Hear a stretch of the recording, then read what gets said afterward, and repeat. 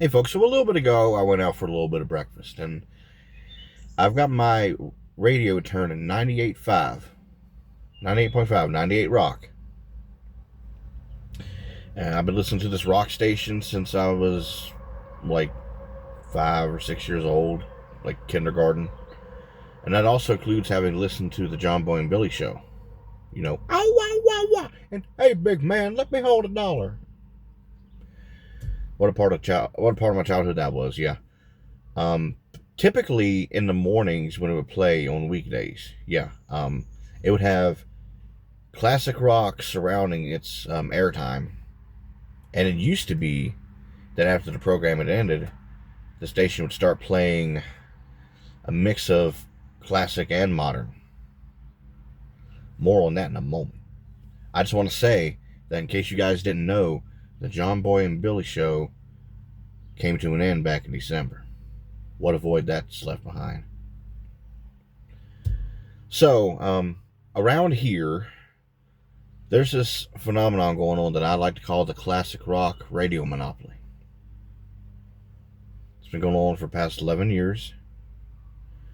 And the situation was this: I think it was like a college radio rock station that was playing, like, the modern rock and the modern hits. But then they got repackaged as playing um,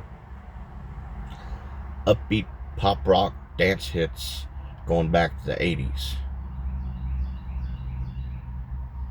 Like, I tuned into that station a little bit ago, and when it was coming back from its commercial break and the weather, it was That's All by Phil Collins.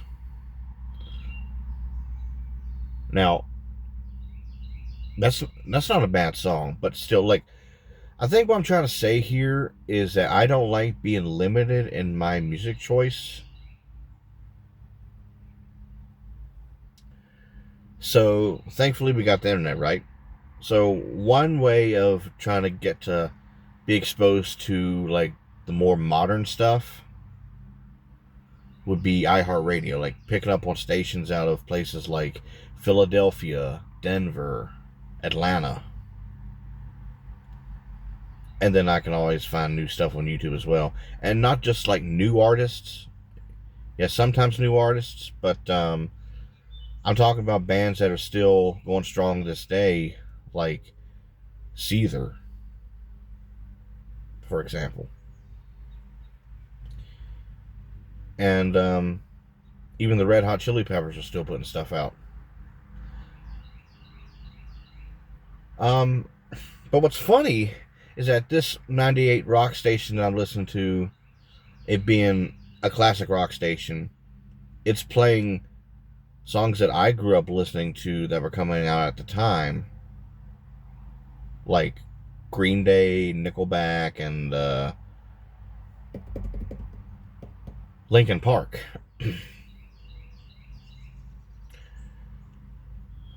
Yeah. But yeah, I just felt it was kind of frustrating. Oh, here's what I was going to say.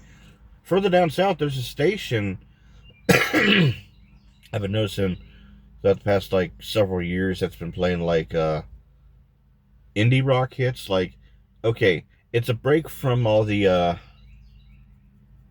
you know standard 70s rock and the 80s hair and stuff like that. But it kind of just doesn't really have the same ring to it. It's like indie, perhaps even potentially up and coming acts.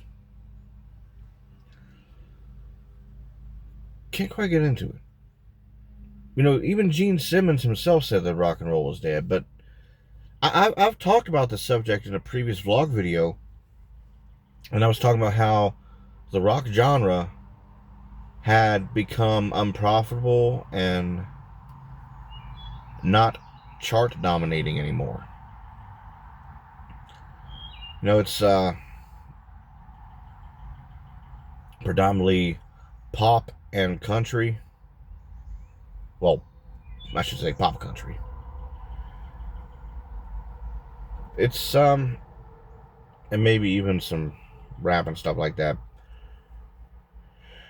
But I am largely fixed on my music tastes, and sometimes I will allow some anomalies in if they're catchy enough. But the thing is, though, I feel as if I know soulless manufactured music when I hear it.